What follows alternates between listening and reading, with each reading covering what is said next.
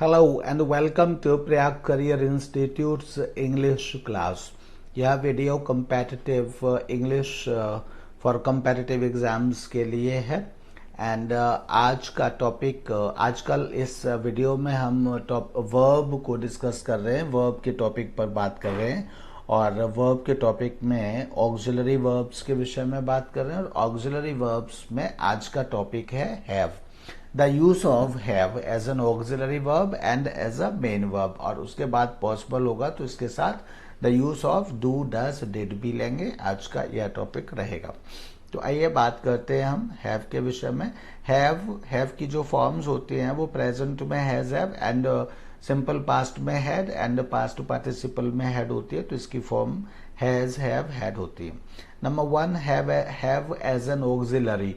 Have as an auxiliary verb जब हम use करते हैं तो has have plus past participle means third form of the verb is used to form the perfect tense, यानी कोई भी परफेक्ट टेंस बिना हैव के नहीं बन सकता है। अगर वो प्रेजेंट परफेक्ट है तो हैज हैव उसमें आएगा, पास्ट परफेक्ट है तो हैड आएगा एंड अगर फ्यूचर परफेक्ट है तो विल हैव शैल हैव आएगा। तो इस तरह से एक तो यह बात है कि हैज हैव का यूज मतलब हैव का यूज थर्ड फॉर्म के साथ, past participle means third form के साथ परफेक्ट टेंस बनाने में किया जाता है। जैसे I have finished the work या फिर I had finished the work, ये दोनों ही इसमें हैज फिनिश्ड और हैड फिनिश्ड यूज किया गया है।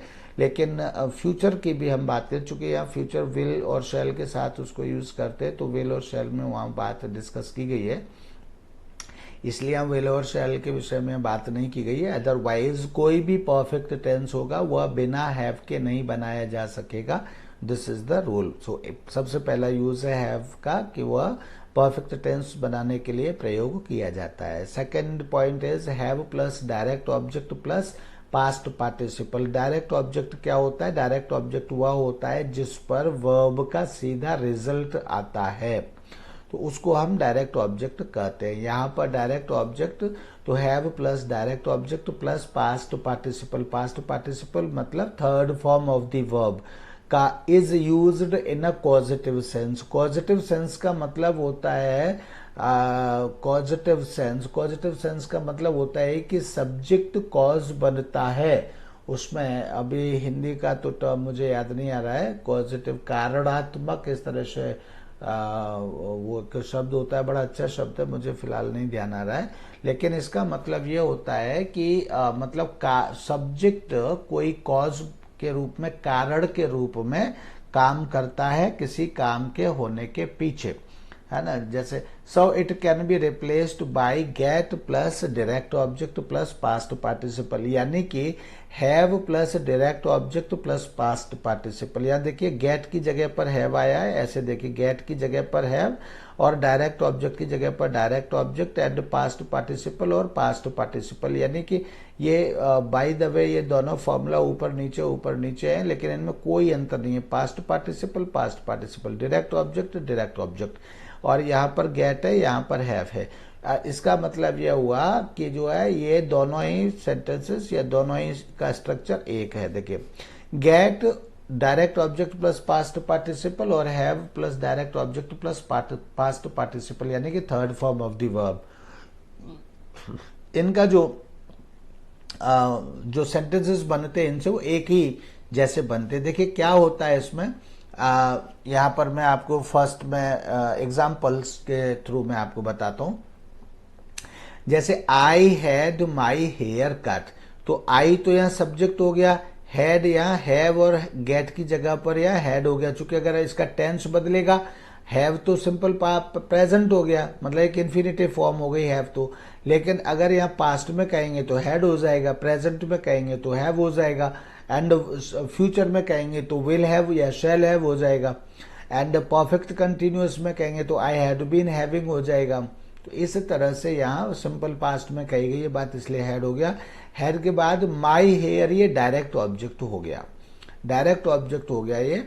अभी कैसे हो गया फिर से मैं बताऊंगा। और उसके बाद कट का मतलब जो है ये आपकी थर्ड फॉर्म, यानी कि पास्ट पार्टिसिपल हो गई, ये थर्ड फॉर्म हो गई आपकी। और इसी में हेड की जगह पर देखिए गॉट लिख दीजिए, तो भाई I had my hair cut और I got my hair cut दोनों सेंटेंसेस एक दूसरे के इक्वल है। आप थोड़ा सा इसकी हिंदी समझ लीजिए, फिर मैं इंग्लिश में फिर मैं इसको एक्सप्लेन करता हूं। तो I had my hair cut या I got my hair cut, ये वो सेंटेंसेस होते हैं जो जिनके लास्ट में हिंदी में आता है वाता है। इनको कहते हैं प्रेरणात्मक वाक्य। प्रेरणात्मक वाक्य हिंदी में कहते हैं प्रेरणात्मक वाक्य, यानी ये प्रेरणा देते हैं, है ना, काम करने की प्रेरणा देते हैं, ऐसा कह सकते हैं। ठीक है, तो I got my hair cut, Hindi में इस तरह के जो सेंटेंसेस हैं इनको हम कहते हैं प्रेरणात्मक। लेकिन क्या कहते हैं उससे लेना देना अभी ज्यादा नहीं है, बल्कि ये समझे कि इनको अगर हम हिंदी में ट्रांसलेट करेंगे तो हिंदी में वो सेंटेंस जैसे जिनमें लास्ट में वाता है आता है, जैसे कि इसी का ट्रांसलेशन हो जाएगा I got my hair cut, यानी गॉट मतलब पास्ट टेंस हो गया, तो पास्ट के अकॉर्डिंग मैंने बाल कटवाए थे। I got my hair cut मतलब मैंने अपने बाल कटवाए थे, ये सेंटेंस हो गया। इसी तरह से I had my hair cut, I had my hair cut must means मैंने अपने बाल कटवाए थे, दोनों का मीनिंग ये हो गया। इसमें जो पॉजिटिव वर्ब मैं बता रहा था, तो इसका मतलब पॉजिटिव सेंस कैसे फिट होता है, I had my hair cut. अब इसमें अगर हम हिंदी में बात करें तो मैंने बाल कटवाए थे, यानी कि ये सीधी सी बात इसमें एक तो क्लियर स्पष्ट है कि मैंने अपने बाल स्वयं नहीं काटे थे। मैंने बाल अपने स्वयं नहीं काटे थे और मैं कहता हूं मैंने बाल कटवाए थे, तो इससे स्पष्ट हमारे अभ्यास प्रैक्टिस या व्यवहार से अपने आप ये सिद्ध हो जाता है कि इसका मतलब बाल किसी और ने अथवा नाई ने काटे थे, किसी और ने अर्थात नाई ने काटे थे। तो मैं इससे कहता क्या हूं, मैंने बाल कटवाए थे, इसका वास्तविक अर्थ क्या है, इसका वास्तविक अर्थ है कि मैं नाई के पास गया था, नाई से मैंने कहा था कि मेरे बाल काट दो और फिर नाई ने मेरे बाल काट दिए। तो इस सेंटेंस को या इस अर्थ को हम कहते हैं मैंने बाल कटवाए थे। इसमें नाई वास्तविक सब्जेक्ट होता है और हम नाई को इसमें नहीं लेते हैं। यहां फिर से एक बार समझिए कि ये वो सेंटेंसेस होते हैं, हम गए नाई के पास गए, नाई से हमने कहा बाल काट दो और नाई ने हमारे बाल काट दिए। तो इस तरह से इसी को हम कहते हैं प्रेरणा देना, यानी कि नाई को हमने प्रेरणा दी हमारे बाल काटने की और नाई ने बाल हमारी प्रेरणा लेकर के बाल काट दिए। प्रेरणा लेकर के मतलब हमने, अब और इस तरह से समझिए कि इस तरह के वाक्यों में जब हम कहते हैं कि मैंने अपने बाल कटवाए थे, इसका मतलब इसमें इस तरह के सेंटेंसेस या इस तरह के वाक्य बोले जाते हैं जिनमें हम कोई काम स्वयं न करके किसी को हायर करते हैं। हालांकि जितनी बात मैं कह रहा हूं अभी नीचे नोट में हम पढ़ेंगे सब, लेकिन मैं आपको यहीं पर समझाई दे रहा हूं। हम किसी काम को स्वयं न करके उस काम के लिए किसी को हायर करते हैं। हम कोई काम स्वयं न करके किसी काम को करने के लिए किसी व्यक्ति को हायर करते हैं और उसके लिए उसको हम पैसे भी देते हैं। इसके बाद फिर हम कहते हैं कि वह काम हमने करवाया था और वास्तव में जिस व्यक्ति ने किया उसका हम नाम नहीं लेते हैं, क्योंकि वह ज्यादा अनिवार्य या आवश्यक नहीं होता है। तो इसलिए I had my hair cut मतलब मैंने अपने बाल कटवाए थे। मैंने अपना रूम साफ करवाया था, तो I had my room cleaned. इस तरह से ये सेंटेंसेस हो जाते हैं। मैंने अपना लेटर टाइप करवाया था, तो I had my letter typed, यानी मैंने किसी से कहा कि भैया मेरा लेटर टाइप कर दो और उसने मेरा लेटर टाइप कर दिया, तो इसलिए मैंने कहा I had my letter typed. अब यहाँ पर देखिए इसको हम माई हेयर को डायरेक्ट ऑब्जेक्ट क्यों कह रहे हैं ऐसा भी समझ लीजिए। माई हेयर को हम इसलिए डायरेक्ट ऑब्जेक्ट कह रहे हैं कि ये जो कट है ना, वर्ब कट का डायरेक्ट रिजल्ट माई हेयर पर आ रहा है। कट का डायरेक्ट रिजल्ट, कट जैसे कट एक्शन करेंगे तो कौन छोटा हो जाएगा, बाल छोटे हो जाएंगे, तो कट का रिजल्ट डायरेक्ट बाय हेयर पर आ रहा है, इसलिए इसको हम कहते हैं डायरेक्ट। जिस पर वर्ब का डायरेक्ट रिजल्ट आता है उसको हम डायरेक्ट ऑब्जेक्ट कहते हैं। तो I had my hair cut, इस तरह से ये सेंटेंस हो गया। इस तरह के सेंटेंसेस हम have plus direct object plus past participle से हम इस तरह के सेंटेंस बनाते हैं। यहाँ पॉजिटिव का मतलब ही क्या है, जैसे मैंने कहा आई आई हायर समबडी, तो उसी को हम कह सकते हैं I cause a barber to cut my hair. I cause a barber to cut my hair means I hire my barber to, I hire a barber to cut my hair, और I hire a barber and ask him to cut my hair. तो इसलिए इसको हम कहते हैं causative verb. Causative verb मतलब becomes cause. आप जो कोई काम स्वयं नहीं करते लेकिन उसका कारण बनते हैं, यानी बाल आपने स्वयं नहीं काटे अपने, लेकिन काटने का कारण बने, यानी अगर आप नहीं कहते नाई से तो नाई नहीं काटता, तो इसलिए इसको हम कहते हैं कॉजेटिव वर्ब। इसमें कर्ता कोई काम स्वयं न करके किसी व्यक्ति से कराता है। फिर से इसका स्ट्रक्चर क्या होता है, सब्जेक्ट प्लस हैव। यहाँ देखिए इसका स्ट्रक्चर क्या होता है, हैव से पहले सब्जेक्ट आता है, उसके बाद हैव आता है, फिर उसके बाद डायरेक्ट ऑब्जेक्ट आता है। हैव का मतलब यह गेट से होता है। और हिंदी में इस तरह के सेंटेंसेस की जो हिंदी बनती है वो होती है वाता है, वाती है, वाते। वह बाल कटवाता है, वह मकान बनवाता है, वह हवा भरवाता है टायर में, वह गाड़ी ठीक करवाता है, वह पेट्रोल भरवाता है, वह डीजल भरवाता है। तो यह सब चीज वाता है, वाती है, वाते हैं, इस सेंटेंस में आते हैं। He will have the house repaired.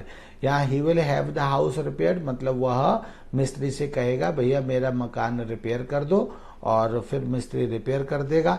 ठीक है, तो इसी बात को कहा गया है ही will have the house repaired, यानी कि इसको ऐसे भी कह सकते हैं he will get the house repaired, और इसको हिंदी में कहेंगे वह मकान की मरम्मत करवाएगा।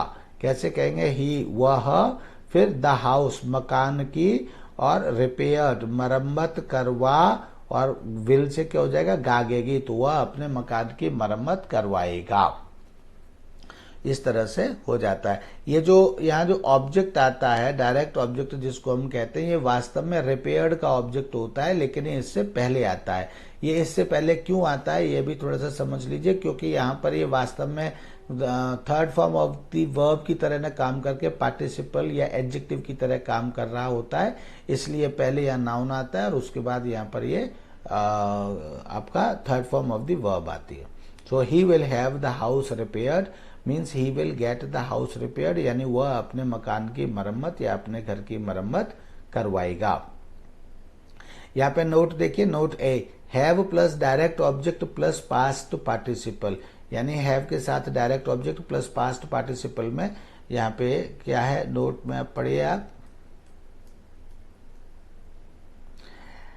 इन this construction the subject acts as a cause. इस कंस्ट्रक्शन में जो मैं अभी आपको समझा चुका हूं वही है। In this construction the subject acts as a cause.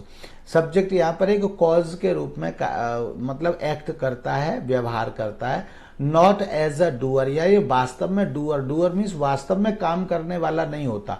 So the verb is called causative, इसलिए ये वर्ब कॉजेटिव कहलाती है।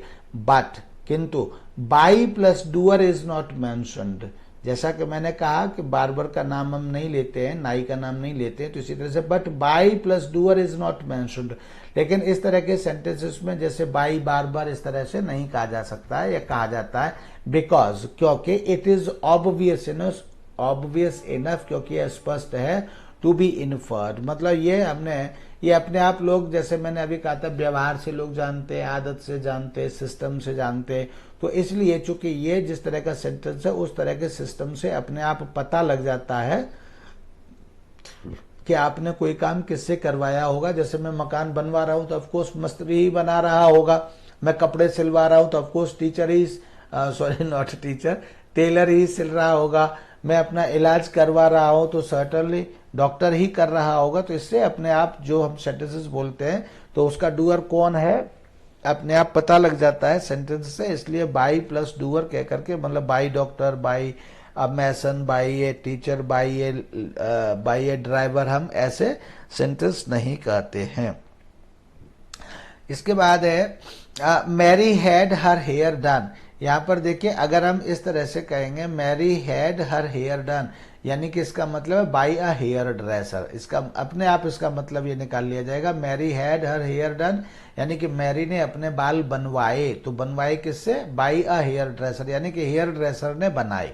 ठीक है, इसका अपने आप अर्थ यही हो गया। B point, have plus object plus past participle can't be changed into have plus past participle. मतलब हैव और पास्ट पार्टिसिपल के बीच में यहां देखिए ऑब्जेक्ट आ रहा है, वो यहां पर हैव प्लस पास्ट पार्टिसिपल और के बाद ऑब्जेक्ट हो गया। तो यानी ये जो हम टेंसेस में या सिंपल सेंटेंसेस में जो ऑर्डर फॉलो करते हैं वो ऑर्डर यहां हो गया। अगर हमने हैव प्लस पास्ट पार्टिसिपल यानी हैव रीच्ड या हैव ईटन फूड इस तरह से, तो have plus past participle plus object, इस तरह से हम नहीं कह सकते। हम यही कहेंगे, यानी ये जो ऑब्जेक्ट है ये ऑब्जेक्ट हमेशा कहाँ आएगा, हैव और पास्ट पार्टिसिपल के बीच में। यहाँ पे देखिए हैव और पास्ट पार्टिसिपल के बीच में ही ये ऑब्जेक्ट आएगा, यानी कि have plus past participle plus object की फॉर्म में नहीं आ सकता, because the meaning will then change altogether, क्योंकि मीनिंग उसके बाद फिर चेंज हो जाएगा। ठीक है, अगर हम इस तरह have plus past participle plus object लिखते हैं तो उसका मीनिंग कुछ और होता है, and have plus object plus past participle लिखते हैं तो उसी सेंटेंस का मीनिंग कुछ और हो जाता है। जैसे देखिए यहाँ पर Mary had her hair done, यानी मैरी ने अपने बाल बनवाए। मैरी कॉज्ड और गॉट हर हेयर डन, यानी मैरी ने अपने बाल बनवाए। यानी किससे बनवाए, तो ये अपने आप समझ में आ जाता है, Mary had her hair done by someone else, यानी किसी से बनवाए। समवन एल्स मतलब सीधी सी बात है बार्बर या हेयर ड्रेसर, उससे बनवाए, यानी कि किसी व्यक्ति से बनवाए, यानी खुद नहीं बनाए उसने। इसका मतलब है Mary had her hair done, यानी कि उसने, मैरी ने अपने बाल खुद नहीं बनाए, किसी दूसरे व्यक्ति से बनवाए। वो हेयर ड्रेसर भी हो सकता है, कोई और भी हो सकता है, घर का कोई सदस्य भी हो सकता है। And second sentence Mary had done her hair, तो ये वाला सेंटेंस स्ट्रक्चर आ गया। मैरी हैड, है ना, मैरी हैव पास्ट पार्टिसिपल, तो हैव की जगह हैड आ गया और पास्ट पार्टिसिपल की जगह डन आ गया। Mary had done her hair, इसका मतलब है मैरी ने खुद किया ये काम। Mary had her hair, Mary had done, Mary had done her hair, तो मतलब hair done by Mary herself, यानी कि मैरी ने वे बाल अपने आप खुद बनाए। तो जहां हम ये नंबर 1 पैटर्न ये वाला Mary had her hair done, इसका मतलब मैरी ने काम किसी से या बार्बर से करवाया, मैरी ने बाल बनवाए। और अगर इसी को हम जो है यहाँ हेयर को डन के बाद ले आते हैं और इसको सब्जेक्ट वर्ब ऑब्जेक्ट वाले उसमें लिखते हैं, तब Mary had done her hair हो जाता है, और इसका मतलब है कि इस काम को मैरी ने खुद किया है। अगर इस पैटर्न को यूज करते इसका मतलब काम किसी दूसरे व्यक्ति से कराया है, हायर किया गया है और उसको उसकी फीस दी गई है। अगर इस पैटर्न को फॉलो करते तो इसका मतलब है कि सब्जेक्ट ने अपने आप ही इस काम को किया है। ठीक है, third point is have plus object plus doer plus bare infinitive. यहाँ जो देखिए इसमें क्या था, इसमें डायरेक्ट ऑब्जेक्ट था, लेकिन यहाँ डायरेक्ट ऑब्जेक्ट न होकर के इसमें थोड़ा सा ये भी देख लीजिए, Mary had her hair done, यानी कि डन जिस पर हुआ, ये जो हेयर है मैंने कहा था ये डन का ऑब्जेक्ट होता है। इसी तरह से यहाँ भी मैंने कहा था, अगर कोई ऊपर चला गया सेंटेंस, तो ये जो डन है ये डन हेयर की वर्ब है, यानी हेयर जो है वो डन का ऑब्जेक्ट है। ठीक है, तो यानी ये यहाँ डूअर नहीं है। लेकिन यहाँ पर देखिए थर्ड में हम क्या पढ़ रहे हैं पॉइंट में, हैव प्लस ऑब्जेक्ट, ऑब्जेक्ट मतलब यहाँ डूअर है। ठीक है, plus bare infinitive, bare infinitive का मतलब first form of the verb, यानी एक स्ट्रक्चर तो ये have plus object plus third form, दूसरा स्ट्रक्चर ये हैव प्लस ऑब्जेक्ट, लेकिन ऑब्जेक्ट कौन सा, डूअर। डूअर मतलब जो काम करता है, कौन सा काम करेगा, ये जो बेयर इन्फिनेटिव में जो एक्शन दिखाया जाएगा इसी काम को करेगा। To is used in a positive sense, ये भी पॉजिटिव सेंस में यूज किया जाता है। अच्छा, अब इसका मतलब क्या हुआ, ये इस तरह के सेंटेंसेस होते हैं जैसे आपने देखा, वह हंसाता है, वह रुलाता है, वह दौड़ाता है, वह नहलाता है, माँ बच्चे को नहलाती है, माँ बच्चे को खाना खिलाती है, माँ बच्चे को सुलाती है। अच्छा, जब कहते हैं कि माँ बच्चे को सुलाती है, जैसे हमने कहा बाल कटवाए तो नाई ने काटे, लेकिन माँ बच्चे को सुलाती है, इस सेंटेंस में सोता कौन है, सोता तो बच्चा खुद ही है, लेकिन कारण कौन बनता है सोने का, वो माँ बनती है। तो इसलिए यहां पर ये जो सेंटेंस का स्ट्रक्चर है ये दूसरी तरह से हो जाता है। तो इसमें इस तरह के सेंटेंसेस में क्या है, जहां लास्ट में ये जो ये जो हैव प्लस ऑब्जेक्ट मतलब direct object plus past participle का जो पैटर्न था, इसके लास्ट में हिंदी में मैं बता रहा था कि वाता है आता है, वाता है वाएगा, या वा चुका था या वाया था, इस तरह के सेंटेंसेस आते हैं। और ये इनको जो है हाफ पैसिव वॉइस में कहा जाता है।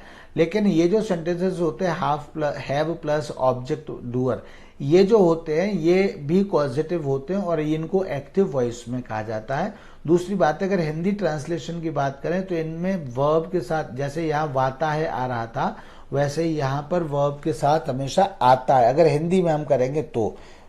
ठीक है, तो ये हो जाएगा। दूसरा, अगर इंग्लिश में हम करेंगे इसका ट्रांसलेशन या इंग्लिश में हम इसका मीनिंग करेंगे तो Mary had her hair done या Mary got her hair done का जो मीनिंग होगा वो होगा Mary hired someone to Mary hired someone and asked that person to do her hair and that person did her hair, ये meaning बनेगा। Mary had her hair done का meaning क्या बनेगा? Mary had her hair done का meaning होगा Mary hired someone and asked him और हर to do her hair और to make her hair and then that person made Mary's hair और did Mary's hair. इतना मतलब हो गया Mary had her hair done का। लेकिन अगर हम यहां पर कहते हैं have object doer plus bare infinitive, तो इसका मतलब क्या हो जाएगा? जैसे अब इस सेंटेंस को ले लीजिए, इस सेंटेंस में है I had him clean my car, तो हिम यहां पर मतलब है कि जो ये देखिए यहां पे, फिर देखिए कि ये डन है, डन यहां हेयर आया है, यानी डन वाले काम को यहां हेयर ने नहीं किया बल्कि डन का रिजल्ट हेयर पर आया है यहां। लेकिन यहां देखेंगे हम आई had him clean my car में ये जो क्लीन वाला एक्शन है वो हिम ने किया है। चूंकि ये ऑब्जेक्टिव फॉर्म में इसलिए यहां हिम लिखा हुआ है, अदरवाइज यहां है ही होता। अगर हम आई हैड को हटा दें तो यहाँ क्या हो जाएगा? ही क्लीन्स माई कार, ये हो जाएगा यहाँ पे। तो ये क्लीन का जो वास्तव में है, देखिए यहाँ डन का कोई सब्जेक्ट पूरे सेंटेंस में नहीं है, डन का सब्जेक्ट कोई पूरे सेंटेंस में नहीं है, लेकिन यहाँ क्लीन का सब्जेक्ट क्या है?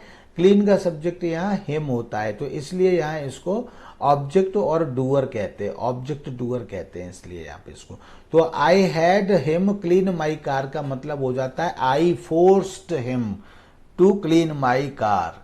यहां देखिए जहां पर आप पॉजिटिव जो ऊपर वाला सेंटेंस है point first and point second में, जहां पर आप हायर करना कह रहे हैं, वहीं यहां पर आप किसी को हायर नहीं करते बल्कि आप किसी को फोर्स करते हैं। फोर्स कैसे करते हैं? फोर्स अब देख लीजिए शरारती बच्चे कैसे करते हैं। शरारती बच्चे दूसरे बच्चों के कभी बाल खींचेंगे, कभी उसका बैग खींचेंगे, कभी उसकी बुक लेंगे, कभी बुक फेंक देंगे। तो वो उससे ये तो वो अपना करते हैं, लेकिन वो उससे तो नहीं कहते कि तुम रो जाओ। लेकिन फिर वो बच्चा, दूसरा बच्चा क्या करता है? दूसरा बच्चा रोने लगता है। तो रोने लगता है तब क्या कहा जाता है? जब रोने लगता है तब कहते हैं कि बच्चों ने उसको रुला दिया, या शरारती बच्चों ने उस बच्चे को रुला दिया, इस तरह से कहते हैं। तो इसका मतलब भी क्या हुआ कि शरारती बच्चों ने उस बच्चे को रोने के लिए मजबूर कर दिया, यानी इतनी बदमाशी दी कि उन्होंने वो बच्चा रोने लगा। तो इसने मतलब उन बच्चों ने उसको रोने के लिए मजबूर कर दिया। तो इसी तरह से I had him clean my car means I forced him to clean my car. ये फोर्स भी हो, ये फोर्स कैसे हो सकता है? ये फोर्स जरूरी नहीं डंडे से हो, ये फोर्स रिक्वेस्ट से भी हो सकता है, ये फोर्स पैसे से भी हो सकता है, कैसे भी हो सकता है। लेकिन इसका मीनिंग क्या है? मीनिंग है फोर्स्ड। या हैड का मतलब क्या है? फोर्स्ड। यहां हैड का मतलब है अरेंज्ड और हायर्ड। यहां अरेंज्ड और hired, I arranged a person to make my hair, यहां इसका मतलब ये है। लेकिन यहाँ क्या है? यहाँ है इसका मतलब forced. I forced him to clean my car means I requested him to much, और I requested him so much that he agreed to clean my car, ऐसे भी कह सकते हैं। I gave him so much money that he agreed to clean my car. या I मतलब I arrange और I organized so many conditions that he had to agree to clean my car. तो कुछ भी किया हो, लेकिन he had I had him clean my car means I forced him clean my car. और हिंदी में कहेंगे तो कहेंगे मैंने उससे कार साफ कराई। मैंने बच्चों को हंसाया, तो आई हैड चिल्ड्रन, यहाँ हिम की जगह क्या हो जाएगा चिल्ड्रन, और क्लीन की जगह laugh. I had children laugh, यानी मैंने बच्चों को हंसाया। इसी तरह से he had a mason repair his house, मतलब he forced a mason to repair his house, यानी उसने मिस्त्री से घर की मरम्मत कराई। यहाँ पर ये मीनिंग इसका हो गया। Note, emphatic negative interrogative forms is equal to past participle is formed with do, यानी जो सेंटेंसेस हैं इस तरह के, मतलब emphatic negative interrogative forms is equal to past participle, और पास्ट पार्टिसिपल जो है वो मतलब इज फॉर्म्ड विद डू, यानी कि वे डू से बनाए जाते हैं। यानी इन सेंटेंसेस को अगर नेगेटिव बनाना है, इंट्रोगेटिव बनाना है, तो वो डू डज डिड से ही बनाया जाता है। जैसे they have the floor swept every day, they have the floor swept every day means they get the floor swept every day, यानी मतलब ये ऊपर वाले सेंटेंस का स्ट्रक्चर हो गया। They have the floor swept every day means they get the floor swept every day. तो यहाँ क्या हो गया, इसको एम्फेटिक बनाने के लिए मीन्स फोर्सफुल बनाने के लिए क्या हो गया, they do have the floor swept every day. ठीक है, और इसकी एम्फेटिक की अगर हिंदी करेंगे तो हो जाएगा, इसकी हिंदी क्या हो जाएगा, they do have the floor swept every day, मतलब वे रोजाना फ्लोर साफ कराते तो हैं, वे रोज फर्श को या फ्लोर को साफ कराते तो हैं, ये हो जाएगा। दे डोंट हैव, नेगेटिव क्या हो जाएगा, they don't have the floor swept every day, यानी कि वो अपने उस फ्लोर को साफ नहीं कराते हैं या करवाते हैं। And do they have the floor swept every day, क्या वे रोजाना फ्लोर को साफ करवाते हैं। इसी तरह से they do have the floor swept, यहाँ भी करवाते हैं, शायद मैंने कराते हैं बोला, तो हालांकि कराते हैं भी फिट बैठता है, लेकिन थोड़ा सा मैंने आपको अभी कहीं कंफ्यूज न हो जाए इसलिए वाते हैं से मैंने आपको बताया। तो they do have the floor swept every day, मतलब कि वे रोजाना अपने फ्लोर को साफ करवाते हैं। इस तरह से करवाते तो हैं, इस तरह से कहेंगे तो ये एम्फेटिक हो जाएगा। एंड नेगेटिव और नहीं के साथ कहेंगे तो नेगेटिव हो जाएगा, और क्या से कहेंगे तो ये इंट्रोगेटिव हो जाएगा। एम्फेटिक नेगेटिव और interrogative of have plus direct object यहां पर मतलब यूज किया जाएगा, ये पैटर्न यूज किया जाता है। Fourth point is have plus direct object plus past participle is also used in informal style to express an unpleasant experience or misfortune. It is used as a substitute for a passive construction. देखिए ये थोड़ा सा तो sir ठीक से समझिए, ये एक तरह से मजाकिया है मेरे हिसाब से तो, लेकिन मतलब जैसे कोई अनप्लेजेंट एक्सपीरियंस होता है तो, और कोई हमारे साथ दुर्घटना हो जाती है, तो उस दुर्घटना को व्यक्त करने के लिए भी ये वाला have plus direct object plus past participle का प्रयोग कर लिया जाता है। एक्चुअली ये होता तो पैसिव वॉइस है, लेकिन पैसिव वॉइस को हम, चूंकि जैसे मैंने अभी पहले भी कहा था कि ये जो सेंटेंसेस हैं ये आधे पैसिव वॉइस होते हैं, तो इसलिए ये पैसिव वॉइस वास्तव में होता है, और इसको पैसिव वॉइस को हम पॉजिटिव सेंटेंस में ऐसे बना लेते हैं। देखिए कौन से सेंटेंस हैं ये, लक्ष्मीज पर्स वॉज स्टोलन, यानी कि लक्ष्मी का पर्स चुरा लिया गया। अब इसी सेंटेंस को हम कैसे कहते हैं, Lakshmi had her purse stolen, यानी लक्ष्मी ने अपना पर्स चुरवा लिया। हम मजाक में कई बार कहते हैं, जैसे दो भाई है, एक भाई की रास्ते में टांग टूट गई तो दूसरा भगा भगा आता है, या उसको लेकर के उठा करके घर लेकर के आता, कहता लो मम्मी इनने अपनी टांग तुड़वा ली, इस तरह से कहता है ना। इसी तरह से कोई लड़का है 18-20 साल का है, वो मोटरसाइकिल लेकर के गया है, और उसके बाद फिर उसके साथ उसका दोस्त भी है या फिर उसका भाई ही है, और भाई आकर के कहता है मम्मी इन्होंने अपनी मोटरसाइकिल तोड़वा दी। होता ही है कि कोई आता है एक्सीडेंट करता है और वह एक्सीडेंट करके चला जाता है, तो इसमें उस व्यक्ति ने तो नहीं कहा कि तुम मेरी मोटरसाइकिल तोड़ दो, लेकिन उसके कहने का मतलब ये है कि यह व्यक्ति यानी कि भाई इतना केयरलेस था कि कोई आकर के टक्कर मार के चला गया। यहाँ पर अगर हम कहें लक्ष्मीज पर्स वॉज स्टोलन, तो ये तो पैसिव वॉइस हो गया, लक्ष्मी का पर्स चोरी हो गया, तो यहाँ भी कहने का अर्थ यह है कि लक्ष्मी सो इतनी मतलब केयरलेस थी कहीं ना कहीं कि उसका पर्स चोरी चला गया। तो इसी बात को हम कहते हैं Lakshmi had her purse stolen, यानी लक्ष्मी ने अपना पर्स खुद चुरवा लिया। यानी अर्थात कोई कहता तो नहीं किसी से कि भैया मेरा पर्स चुरा ले जाओ, लेकिन जब केयरलेस का रिजल्ट होता है तब हम इस तरह से कहते हैं।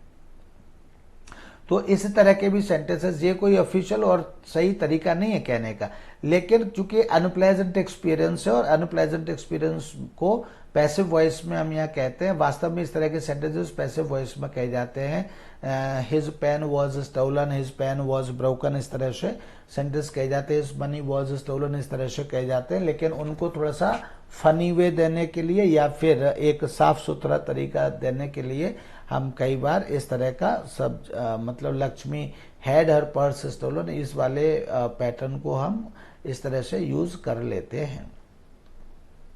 बाई प्लस एजेंट, एजेंट मतलब एजेंट कहीं भी लिखा होता है तो उसका मतलब होता है डूअर। डूअर का मतलब होता है काम करने वाला। जैसे वह पढ़ता है, तो वह पढ़ता है सेंटेंस में डूअर क्या है? वह। मैं बोल रहा हूं, तो इस सेंटेंस में कौन बोल रहा है? मैं। तो इसमें डूअर क्या है? मैं। तो इसलिए इसको हम डूअर कहते हैं। तो बाई प्लस एजेंट, एजेंट मतलब doer, is not used here because his identity is neither known nor important. तो इस तरह के जो सेंटेंसेस हैं, इस तरह के जो सेंटेंसेस हैं,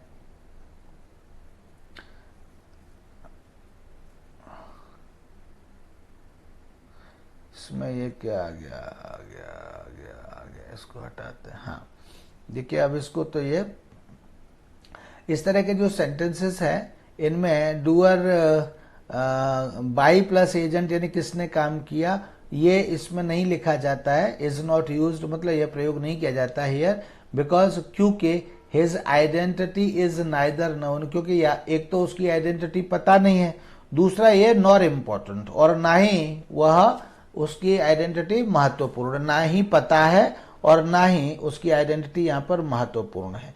तो इसलिए बाई प्लस एजेंट का यहाँ पर प्रयोग नहीं किया जाता है। Next note is in the passive construction the subject suffers. यहाँ पर ये देखिए इन द पैसिव, इसको बहुत इंपॉर्टेंट है ये नोट, इसको समझने की कोशिश करिए। In the passive construction the subject suffers as a result of an action of someone else not employed by it. Passive voice में जो हम सेंटेंसेस बोलते हैं उनमें जो सब्जेक्ट के ऊपर असर आता है वर्ब का, वो उसमें उस असर के पीछे जो व्यक्ति होता है उस व्यक्ति को हमने हायर नहीं किया होता है। जैसे हिज पर्स वॉज स्टोलन, तो पर्स किसी व्यक्ति ने चुराया, तो जिस व्यक्ति ने पर्स चुराया उसको मैंने हायर नहीं किया कि तुम आओ और चुरा ले जाओ। मैंने कहा कि ही वॉज अरेस्टेड, तो इसका मतलब उसने पुलिस को नहीं रखा कि आओ मैं तुम्हें रखता हूं और मैं तुम्हें सैलरी देता हूं और तुम जो मुझको गिरफ्तार करके ले जाओ। तो इस तरह से जो अरेस्ट व्यक्ति किया गया है उस अरेस्ट व्यक्ति ने पुलिस को नहीं रखा था, यानी वह सब्जेक्ट का मतलब वह उस अरेस्ट के करने वाले का प्रबंध उसने नहीं किया है। इसी तरह से मैंने कहा कि हिज मतलब उस पे जो असर आया है वो किसी दूसरे व्यक्ति के करने का आता है। In the passive voice construction the subject suffers as a result of an action of someone else, किसी दूसरे व्यक्ति के एक्शन के परिणाम से को वह सफर करता है यानी प्राप्त करता है। यहाँ सफर करता का तो मतलब दुखी होता है, लेकिन दुखी होता है का मतलब यहाँ पर हम प्राप्त करता है समझ सकते हैं, यानी किसी दूसरे व्यक्ति के एक्शन के परिणाम को प्राप्त करता है सब्जेक्ट पैसिव वॉइस में। ठीक है, जैसे स्वीट वॉज डिस्ट्रीब्यूटेड, तो सब्जेक्ट क्या है? स्वीट। अब स्वीट वॉज डिस्ट्रीब्यूटेड, तो डिस्ट्रीब्यूटर कौन था? डिस्ट्रीब्यूटर जो सब्जेक्ट था उस सब्जेक्ट को स्वीट ने नहीं रखा था, स्वीट तो अपने आप में डिस्ट्रीब्यूट हो गई, तो सब्जेक्ट पर यानी कि स्वीट पर रिजल्ट आया डिस्ट्रीब्यूशन का, और जिस व्यक्ति ने डिस्ट्रीब्यूट की स्वीट तो स्वीट ने उस व्यक्ति को नहीं रखा था। तो इस तरह से समझिए कि पैसिव वॉइस में पैसिव वॉइस का जो सब्जेक्ट होता है उस सब्जेक्ट को जो एक्शन का जो परिणाम प्राप्त होता है भुगतना पड़ता है, वह पैसिव वॉइस के सब्जेक्ट ने उसको हायर नहीं किया है या नौकरी पर नहीं रखा है।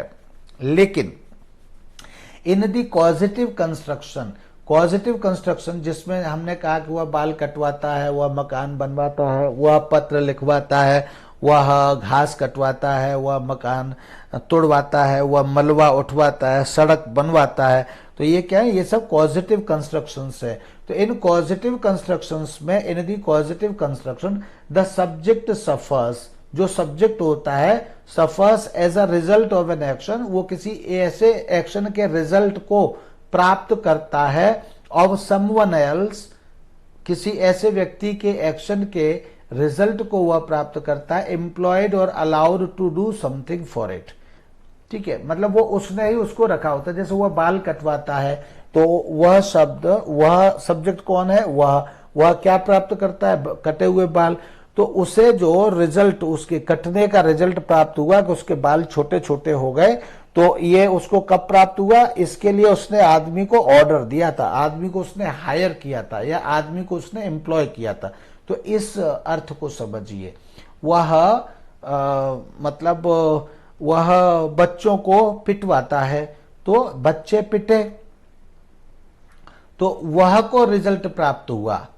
तो जो बच्चे पिटे, तो बच्चे पिटने का रिजल्ट किसको प्राप्त हुआ, उसको प्राप्त हुआ। तो इसलिए वह, ये जो बच्चे पिटे उसके लिए उसने आदमी रखे थे, यानी सब्जेक्ट ने, वह बच्चों को पिटवाता है, तो उसने यानी वह ने आदमी रखे, या लोगों को हायर किया, या किसी दूसरे व्यक्ति को हायर किया, या टीचर को गुमराह किया, किसने झूठ बोला, ऐसे किया वैसे किया, तो इस तरह से टीचर ने बच्चे को मारा। तो इस तरह से पॉजिटिव सेंटेंस में सब्जेक्ट किसी व्यक्ति को खुद ही हायर करता है, और पैसिव वॉइस में व्यक्ति, या जो पैसिव वॉइस का जो सब्जेक्ट होता है वह डूअर को या हायर नहीं करता है। इस बात को समझिए इस तरह से। थोड़ा सा मेरी बात न भी समझ में आई हो, अब चूंकि अब नहीं समझ में आई हो, तो क्या नहीं समझ में आया कमेंट सेक्शन में कह करके फिर से क्वेश्चन पूछ करके कर सकते हैं, डिस्कस कर सकते हैं, मतलब ये है।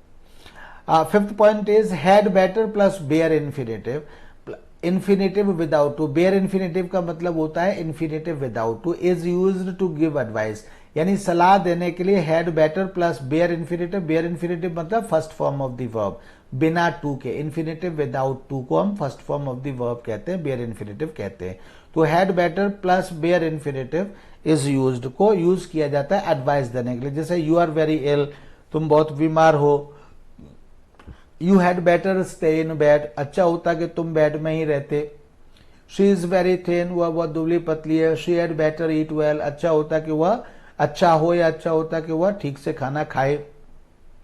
Notice that not comes after better, यहां ध्यान दीजिए कि अगर नॉट लगाना होगा इसमें, नेगेटिव बनाना होगा, तो वह बेटर के बाद आएगा, बेटर से पहले नहीं आएगा।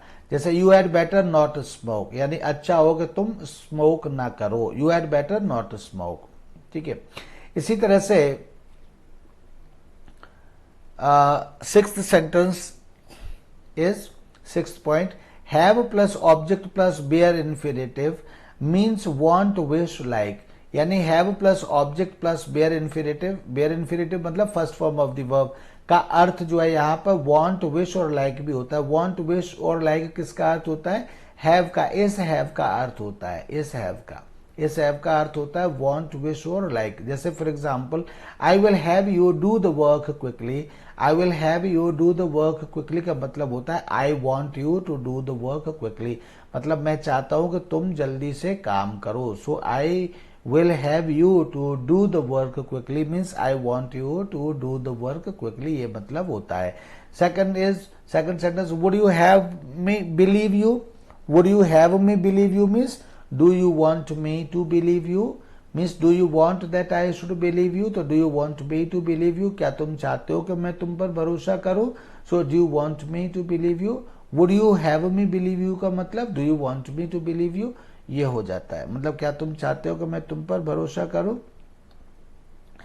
And then is have plus object plus present participle to allow, यहां पर देखिए हैव प्लस ऑब्जेक्ट, ऑब्जेक्ट के बाद प्रेजेंट पार्टिसिपल, प्रेजेंट पार्टिसिपल का मतलब होता है first form of the verb plus ING. तो अगर इस स्ट्रक्चर या इस फॉर्म में कोई सेंटेंस लिखा जाता है तो उसका मतलब होता है टू अलाउ। जैसे I can't have you shouting here, I can't have you shouting here का मतलब है I can't allow you to shout here, यानी मैं तुम्हें परमिशन या चिल्लाने की नहीं दे सकता हूं। तो आई can't have you shouting here, I can't have you shouting here means I can't allow you to shout here. I can't have you dancing here means I can't allow you to dance here. I can't have you playing here मतलब I cannot allow you to play here. इसी तरह से I won't have them using unfair means I won't have them मतलब I shall not allow them to use unfair means, और I can't allow them to use unfair means, या मैं उनको unfair means use करने की अनुमति नहीं दे सकता हूं या नहीं दूंगा। So I won't have them using unfair means, this is the meaning. 8 point is have plus object plus present participle expresses cause as well. तो ये वही ऊपर वाला ही सेंटेंस है कि ये कॉज मतलब कारण को भी ये दर्शाता है। प्लीज वेट, कृपया वेट करें। I will have it delivered in 10 minutes, I will have it delivered in 10 minutes मतलब I will get it delivered in 10 minutes, में इसको 10 मिनट्स में डिलीवर करवा दूंगा। तो जो हमने फर्स्ट सेकंड में जो डिस्कस किया है वही सेंटेंस है ये। 9th point is have to be और had to be can be used to express deduction or assumption about a person, object or action। यानी हैव टू बी और हैड टू बी का प्रयोग हैव टू बी प्रेजेंट में और had to B past में, इसलिए have to be और had to be का प्रयोग to be can be used to express deduction और असम्पशन, दोनों ही का मतलब होता है गैस करना, अनुमान लगाना। अबाउट अ पर्सन, ऑब्जेक्ट और एक्शन, किसी एक्शन या कोई ऑब्जेक्ट या फिर किसी पर्सन के विषय में कोई चीज गैस करना या अनुमान लगाना, इसलिए यह काम होता है, इसलिए यूज किया जाता है। इसकी जगह पर हैव टू बी और हैड टू बी का यूज किया जाता है, यानी किसी व्यक्ति, वस्तु या उसके एक्शन या किसी एक्शन या किसी व्यक्ति या किसी वस्तु या फिर किसी एक्शन के विषय में अनुमान लगाने के लिए या पूर्वानुमान लगाने के लिए या अनुमान लगाने के लिए या गैस करने के लिए, अंदाज लगाने के लिए हैव टू बी और हैड टू बी का यूज किया जाता है। जैसे it has the same meaning as must be, और जो हम अंदाज लगाते हैं तो उसका मीनिंग क्या होता है, मस्ट बी। मस्ट बी मतलब सर्टनली यानी जरूर ही। जैसे this animal has got 2 tusks, tusks मतलब होता है बाहरी दांत, जो मुंह के बाहर दांत निकले होते हैं उनको हम टस्क्स कहते हैं। तो this animal has got 2 tusks, इस जानवर के 2 बाहरी दांत निकले हुए हैं। It has to be an elephant, यानी यह मेरा आइडिया है, गैस है। It has to be an elephant यानी यह जरूर ही कोई एलिफेंट है। It has to be an elephant यानी यह कोई एलिफेंट है, यानी यह कोई हाथी है या यह कोई जरूर ही कोई हाथी है। This animal has got 2 tusks, इस जानवर के 2 दांत हैं। It has to be an elephant, यह जरूर ही कोई हाथी है। It must be an elephant यानी कि यह जरूरी कोई हाथी है। तो ऐसे जरूरी कोई हाथी है, यह अनुमान लगाने के लिए हैज टू बी और हैड टू बी का यूज किया जाता है। हैड टू बी पास्ट के लिए एंड इट है, इसलिए हैज टू बी, अगर यह प्लूरल होता तो हैव टू बी हो जाता, और has to be have to be का मतलब यह हो गया जरूर ही कोई हाथी है, यह कहने के लिए। जैसे second sentence, they are in the swimming pool, यानी वे स्विमिंग पूल में हैं। They have to be swimmers, they have to be swimmers means I think they are certainly swimmers, यानी जरूर ही वे तैराक हैं, ये कहने के लिए हैव टू बी का यूज यहाँ किया जाता है। हैव टू बी स्विमर्स मतलब they must be swimmers, they must be swimmers means जरूर ही वे कोई तैराक हैं, ये सेंटेंस हो जाता है। They carried guns and were wearing black masks. They carried guns, वे जो है they carried guns, वो उनके पास बंदूकें थी, and were wearing black masks, और वे ब्लैक मास्क पहने हुए थे। तो they had to be robbers, यानी कि उनके पास गन्स भी थी और ब्लैक मास्क भी पहने हुए थे। तो इसका मतलब हुआ they had to be robbers, यानी कि वे जरूर ही कोई डकैत रहे होंगे। तो हैड टू बी मतलब पास्ट में, तो जरूरी वे कोई डकैत थे, और डकैत थे को ही हम हिंदी में कहते हैं जरूरी वे कोई डकैत रहे होंगे। रहे होंगे हम पास्ट के लिए यूज करते हैं, पास्ट के लिए हम रहे होंगे यूज करते हैं। जरूर ही वे डकैत थे, इसी बात को कहने के लिए जरूरी वे डकैत रहे होंगे, इस तरह से आप कहते हैं। दे मस्ट मतलब they had to be robbers, मतलब they must have been robbers. They must have been robbers का भी मतलब क्या है, जरूर ही वे डकैत रहे होंगे, यानी जरूर ही वे डकैत थे मेरे हिसाब से। Note, have to be, had to be expressing deduction or assumption is an American usage। ये जो have to be और has to be है मतलब अनुमान लगाने के लिए, गैस करने के लिए, ये अमेरिकन यूज है। But it is catching on fast, लेकिन ये बहुत तेजी से फैल रहा है। British usage prefers must be और मस्ट हैव बीन, यानी ब्रिटिश में तो मस्ट बी या मस्ट हैव बीन ही यूज किया जाता है, लेकिन ये अमेरिकन यूसेज है और तेजी से फैल रहा है, इसलिए यहाँ पर दिया हुआ है। 10th, have to have can be used to express obligation। obligation का मतलब होता है आप किसी चीज से बंधे हुए हैं। जैसे फॉर एग्जाम्पल आप मतलब पिताजी मतलब परिवार में कई बार आपको ऐसा होता है कि पिताजी ने कोई बात कह दी है ना, तो आप उसके खिलाफ, और पड़ोसी कहता है, पड़ोसी ने कहा चलो भाई आ जाओ खाना खा लो, और पिताजी ने कहा कि नहीं हम खा चुके हैं और हम नहीं जाएंगे, तो फिर आप भी क्या कहते हैं, हम नहीं जाएंगे। क्यों कहते हैं, क्योंकि आप परिवार से बंधे हुए हैं, परिवार से आप परिवार के हिस्सा और परिवार से आप बंधे हुए हैं। तो बंधे होने के कारण जो आप निर्णय लेते हैं या जो आपको फैसले लेने पड़ते हैं तो उसी को हम कहते हैं ऑब्लिगेशन, यानी ये आपका ऑब्लिगेशन है। सॉरी यानी जिस तरह से आप अपने क्लास में बैठे हुए हैं तो क्लास में आप शोर नहीं कर सकते। तो क्यों नहीं शोर कर सकते, क्योंकि आप क्लास के अनुशासन से बंधे हुए हैं, इसलिए आप शोर नहीं कर सकते। तो इसी को हम, जहां हम किसी चीज से बंधे हुए, बंधे होने का मतलब ऐसा नहीं कि रस्सी से बंधे हुए हैं, ऐसा नहीं है, मतलब हम अपने संस्कारों से बंधे हुए हैं, हम अपनी आदतों से बंधे हुए हैं, तो हम जो है उसको हम ऑब्लिगेशन कहते हैं। तो have to have can be used to express obligation और नेसेसिटी, यानी अनिवार्यता या इस तरह के ऑब्लिगेशन को दिखाने के लिए भी हम हैव टू हैव का यूज कर सकते हैं।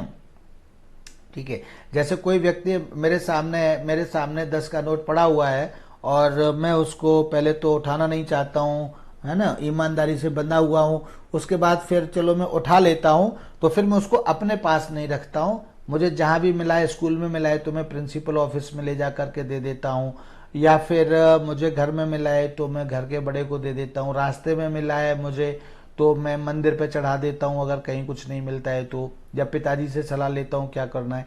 तो ये क्यों किया मैंने ये, क्योंकि मैं संस्कारों से या पिता के द्वारा दी गई आदतों से या नियमों से मैं बंधा हुआ हूं, या ईमानदारी से मैं बंधा हुआ हूं, तो इसलिए मैंने ऐसा किया। इसको हम ऑब्लिगेशन कहते हैं। तो ऑब्लिगेशन को एक्सप्रेस करने के लिए और अनिवार्यता को एक्सप्रेस करने के लिए भी हम हैव टू हैव का यूज कर सकते हैं। और इसका जो in the present, so it has the same meaning as must have, और इसका जो जब हैव टू हैव कहते तो उसका भी मीनिंग क्या होता है, उसका भी मीनिंग मस्ट हैव ही होता है। जैसे we have to have a democratic form of government, we have to have a democratic form of government, तो ये क्या है, एक तरह से ऑब्लिगेशन है। ये भी हम क्या है, हम सबको सुविधाएं देने और सबको एक तरह से संतुष्ट करने, हर व्यक्ति का सम्मान करने के नियम से और संस्कारों से हम बंधे हुए हैं, इसलिए we must have a democratic form of government. Otherwise तो कोई भी एक व्यक्ति कूद करके आकर के कहेगा नहीं कुछ नहीं होता गवर्नमेंट, ये डेमोक्रेटिक वगैरह, हमारे पास तो कौन सी फॉर्म होती है गवर्नमेंट की, उनमें से कोई भी हम जो है फॉर्म कर लेते हैं, हम तो मौनकी करेंगे, या हम उसको एक क्या कहते हैं, जो अभी देखिए टर्म याद नहीं आ रहा, डिक्टेटर, हम तो डिक्टेटर बन जाएंगे, तो वो नहीं आप कर सकते क्योंकि आप ऑब्लिगेशन से बंधे हुए हैं। तो we must have, we have to have a democratic form of government का मतलब है we must have a democratic form of government. ये अब ज़्यादा हो रहा है टाइम, तो मुझे लगता है कि मैं अब इसी पर ख़त्म कर दूंगा, अब डू डस नहीं लूंगा। वी हैव टू हैव, इसी तरह से she has to have some rest after a hard day's work. She has to have some rest after a hard day's work का मतलब है she must have some rest, यानी उसको जरूर जरूर थोड़ा सा रेस्ट लेना चाहिए पूरे दिन का हार्ड वर्क करने के बाद। ये है 11th point is have to या फिर have got to expresses obligation या नेसेसिटी इन द प्रेजेंट। ये प्रेजेंट में ऑब्लिगेशन या नेसेसिटी दिखाने के लिए हैव टू या हैव गॉट टू का यूज किया जाता है। So it has the same meaning as must, और इसलिए इसका भी जो सेम मीनिंग होता है, जो मस्ट का मीनिंग होता है वही यहाँ पर इसका मीनिंग होता है। जैसे वी हैव टू या we have got to defend our mother country, ये क्या है, ये ऑब्लिगेशन है। अब चूंकि हम मदर अपनी कंट्री से बंधे हुए हैं तो इसलिए हमको ये डिफेंड करना है, तो we must defend our mother country. जैसे हम कहते हैं कि हमको अपने माँ बाप की सेवा करनी चाहिए। क्यों सेवा करनी चाहिए? क्योंकि हम उनके आभार से, उनके स्नेह से, संस्कारों से, जिम्मेदारी से हम बंधे हुए हैं। वो हमारे पूज्य हैं, वो हमारे जीवन का आधार हैं, और उन्होंने हमको जन्म दिया है, उन्होंने हमारी बहुत सारी सेवा की है। अब हमको आवश्यकता है उनकी सेवा करने की, तो इसलिए इसी को हम ऑब्लिगेशन कहते हैं।